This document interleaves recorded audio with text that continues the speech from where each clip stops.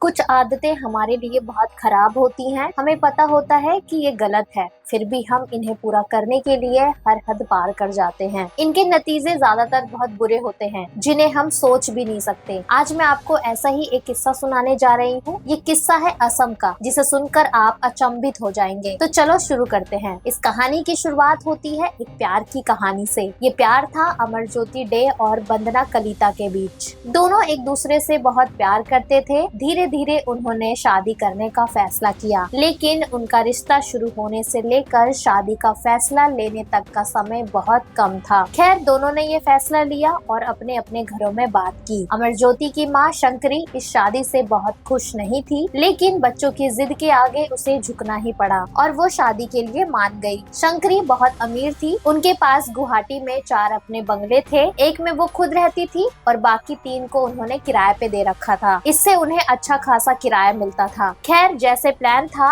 अमरज्योति और वंदना की शादी हो गई। सब कुछ ठीक ठाक चल रहा था। अमरज्योति एक प्राइवेट कंपनी में नौकरी करता था और उसकी माँ को किराए से अच्छी कमाई होती थी। धीरे धीरे जिंदगी अच्छी चल रही थी। वंदना अपनी सास का दिल जीतने की कोशिश कर रही थी। वो हर वो काम कर रही थी जिससे उसकी सास खुश हो जाए। आखिरकार ऐसा ही हुआ। परिवार खुश था और सास भी अब इस शादी से संतुष्ट थी। अमरज्योति दिन में नौकरी पर चला जाता था। वंदना ज्यादातर समय घर पर अकेली थी। उसकी सास ने उसे सलाह दी कि उसे कुछ काम शुरू कर देना चाहिए। सास ने कहा कि पैसों की जरूरत हो या कोई और मदद चाहिए तो वो दे देगी। इस बात से वंदना के दिमाग में एक विचार आया, जिम खोलना। वो जिम ट्रेनर बनना चाहती थी। शादी से पहले वंदना एक प्राइवेट स्कूल में पीटी टीचर थी। उसने इस शौक को आगे बढ़ाने का फैसला किया। उसने जिम ट्रेनर बनने की ट्रेनिंग शुरू की, जिसका सारा खर्च उसकी सास ने उठाया। बाद में सास ने उसे एक जिम भी खोलकर दे दिया, जहाँ वंदना खुद ट्रेनर बनकर काम करने लगी। सब कुछ सही चल रहा था, लेकिन अचानक चीजें बदलने लगी। शंकरी ने वंदना को पैसा देना बंद कर दिया। उन्होंने कहा कि अब वो उसकी कोई भी आर्थिक मदद नहीं करेगी। साथ ही वो अपने दूसरे घर में चली गई।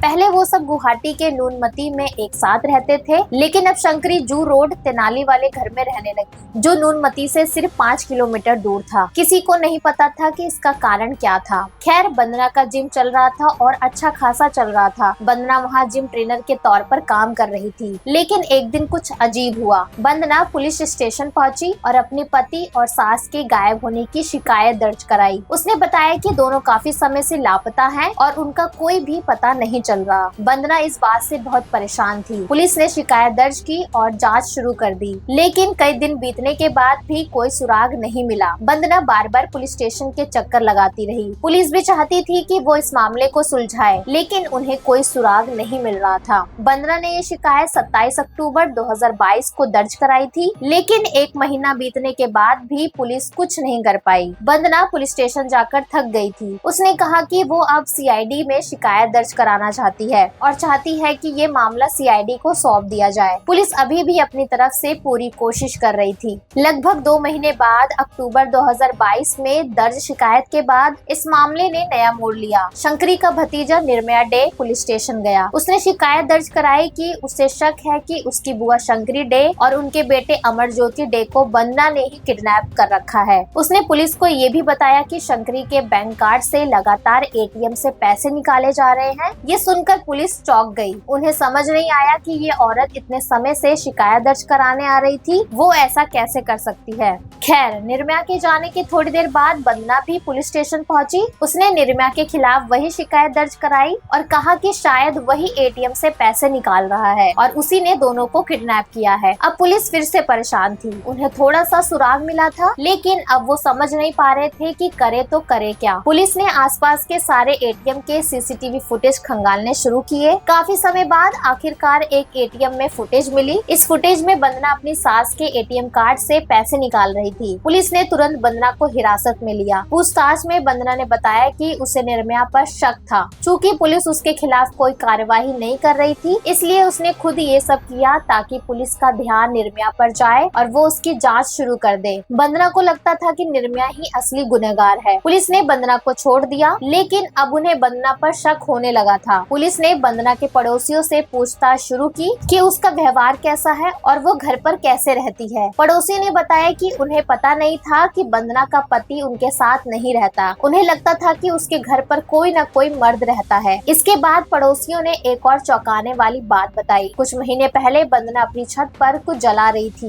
जिससे बहुत तेज लपटें उठ रही थी। पड़ोसियों को लगा कि शायद वो कचरा जला रही है, लेकिन सवाल ये था कि कचरा छत पर क्यों जलाया। पुलिस ने ये बात सुनी और छत पर जांच करने चली गई, लेकिन वहाँ कुछ नहीं मिला। फिर भी पुलिस को शक हुआ कि अगर कचरा होता तो वो डस्टबिन में होता। अगर वंदना ने छत पर कुछ जलाया है तो जरूर कुछ गड़बड़ है। पुलिस ने फिर से वंदना को हिरासत में लिया। वंदना ने पहली बार शिकायत अगस्त 2022 में दर्ज कराई थी, लेकिन अब फरवरी का समय आ चुका था। इस बार पुलिस ने वंदना को रिमांड पर लिया। रिमांड के बाद एक बहुत खौफनाक सच सामने आया, जिसके बारे में पुलिस ने शायद कभी नहीं सोचा था, खासकर तब जब वंदना पहली बार शिकायत दर्ज कराने आई थी। दरअसल वंदना को पता था कि अमरज्योति की माँ बहुत अमीर है, उनके पास अच्छी खासी संपत्ति थी और हर महीने अच्छी कमाई होती थी, इसलिए उसने अमरज्योति से रिश्ता बनाया था। लेकिन अमरज्योति को इस बारे में कुछ नहीं पता था। वंदना का इरादा हमेशा से उसकी संपत्ति हथियाने का था। शादी के बाद वंदना अमरज्योति से खुश नहीं थी। वो हमेशा पुरुषों के आसपास रहना चाहती थी। वो पहले से ही ऐसी थी। जब उसकी सास ने उससे पूछा कि वो क्या करना चाहती है, तो उसने जिम खोलने का प्लान बनाया। उसका मकसद था कि वो पुरुषों से घिरी रहे और नए नए पुरुष उसे मिलते रहे। उसने इस इरादे से जिम खोला और उसका ये मकसद पूरा भी होने लगा। वहाँ बहुत सारे पुरुष आने लगे, लेकिन अभी तक वंदना में इतनी हिम्मत नहीं थी कि वो किसी से इस बारे में बात करे या किसी को गलत तरीके से छुए। ऐसा कुछ नहीं हुआ था। लेकिन कुछ समय बाद उसके जिम में दो लड़कों ने दाखिला लिया। उनके नाम थे धंती डेका और अरूप डेका। अरूप की उम्र 27 साल थी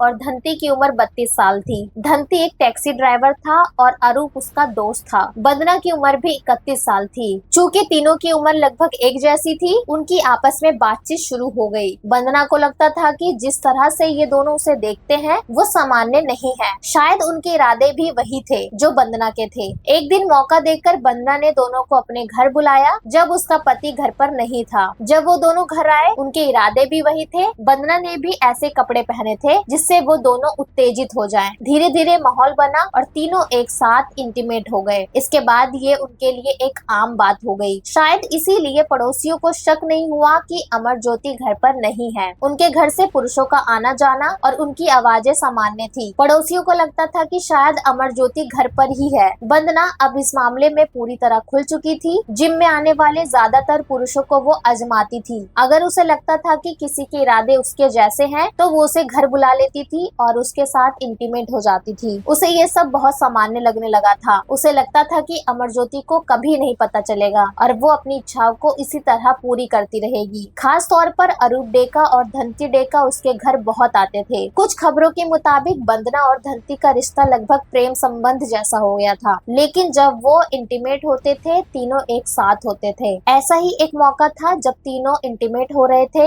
ये दिन का समय था। तभी अमरज्योति घर पहुंच गया। उसने देखा कि उसके घर के बाहर वही टैक्सी खड़ी थी जो धंती डेका की थी। उसे शक हुआ क्योंकि वंदना अपनी बुलेट चलाती थी। उसे टैक्सी की जरूरत नहीं थी। उसने थोड़ी देर पहले ही वंदना से फोन पर बात की थी और वो जानता था कि घर पर वंदना के अलावा कोई नहीं है। वो घर की तरफ गया, लेकिन दरवाजा अंदर से बंद था। उसे और शक हुआ। जब उसने खिड़की से झांक कर देखा तो अंदर का नजारा बहुत खौफनाक था। वंदना दो पुरुषों के साथ आपत्तिजनक हालत में थी। ये देखकर अमरज्योति को बहुत ज्यादा गुस्सा आया। उसने जोर जोर से दरवाजा खटखटाना शुरू किया और चिल्लाने लगा। अरूप और धंती अपने कपड़े लेकर वहाँ से भाग गए, लेकिन वंदना समझ नहीं पा रही थी कि अब करे तो करे क्या। अमरज्योति ने सब कुछ अपनी आंखों से देख लिया था। वो अब वंदना से तलाक लेना चाहता था। वो बार बार यही कह रहा था। वंदना ने उससे बहुत माफी मांगी। वो कह रही थी कि वो उसके साथ रहना चाहती है और अब ऐसी गलती कभी नहीं करेगी। लेकिन अमरज्योति समझ गया था कि ये सब पहली बार नहीं हो रहा है, ये काफी समय से चल रहा था। उसने सोचा कि अगर वंदना अब नहीं सुधरी तो आगे भी नहीं सुधरेगी। उसने माफी देने से मना कर दिया और साफ कह दिया कि वो जल्दी तलाक लेगा। लेकिन वंदना समझ गई थी कि अगर वो तलाक लेती है तो उसे कोई पैसा नहीं मिलेगा। सारी संपत्ति शंकरी डे के नाम थी, जो अमरज्योति की माँ थी। अमरज्योति के नाम कुछ भी नहीं था, इसलिए उसने एक खतरनाक योजना बनाई। उसे देर करने का मौका नहीं था। उसे डर था कि अगर अमरज्योति बाहर जाकर तलाक का केस दर्ज कर देगा तो बाद में वो कुछ भी करेगी तो शक उसी पर जाएगा। इसीलिए अगले ही दिन जब अमरज्योति ऑफिस गया था, वंदना धंती को लेकर अपनी सास के घर गई। वहाँ उसने अपनी सास को बातों में उलझाया। पीछे से धंती ने उन पर हमला कर दिया, जिससे वो बेहोश हो गई। फिर दोनों ने मिलकर साथ सास की हत्या कर दी। उन्होंने उनके शरीर के टुकड़े किए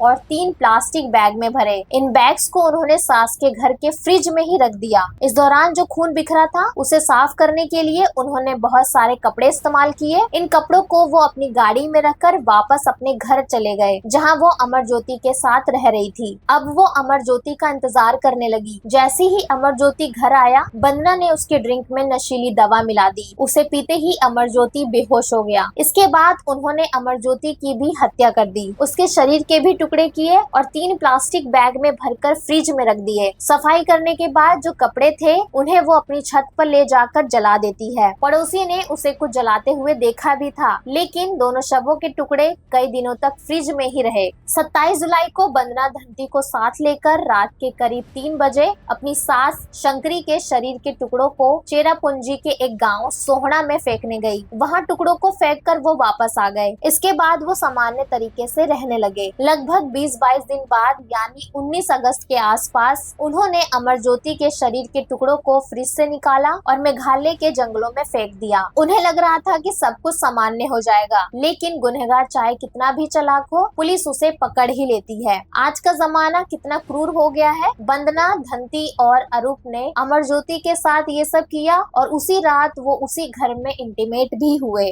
खैर, सारा कबूलनामा करने के बाद पुलिस वंदना को उन जगहों पर ले गई जहां शवों के टुकड़े फेंके थे। जब वो सास की जगह पर गए तो वहां सास के शरीर के टुकड़े मिले, लेकिन उनका सिर नहीं मिला। दूसरी तरफ जब वो अमरज्योति के टुकड़े ढूंढने गए तो उसका एक भी टुकड़ा नहीं मिला और वंदना को इस बात का कोई पछतावा नहीं था। जब पुलिस उसे पकड़ कर ले जा रही थी तो वो पुलिस की गाड़ी में हंस रही थी, जैसे उसने कुछ किया ही नहीं, या शायद उसे लगता था कि वो जल्दी बाहर आ जाएगी। और ऐसा हुआ भी। थोड़े समय बाद वंदना, धंती और अरूप तीनों जमानत पर बाहर आ गए। जब वंदना के पिता से इस बारे में पूछा गया तो उन्होंने कहा कि अगर उनकी बेटी वाकई गुनहगार है तो उसे गोली मार देनी चाहिए। वंदना ने उन्हें भी अंधेरे में रखा था। उसने कभी नहीं बताया कि उसका पति और सास गायब है, ना ही ये बताया कि उसने पुलिस में शिकायत दर्ज की है। जब भी वो पूछते थे वंदना यही कहती थी कि सब ठीक है। जैसे मैंने कहा, लोग अपनी आदतों को पूरा करने के लिए किसी भी हद तक चले जाते हैं, भले ही उन्हें पता हो कि इसके नतीजे क्या होंगे। इस केस में भी ऐसा ही हुआ। मैं उम्मीद करती हूँ कि आप अपना ध्यान रखेंगे और ऐसी चीजों से बचेंगे। मिलते हैं अगली वीडियो में।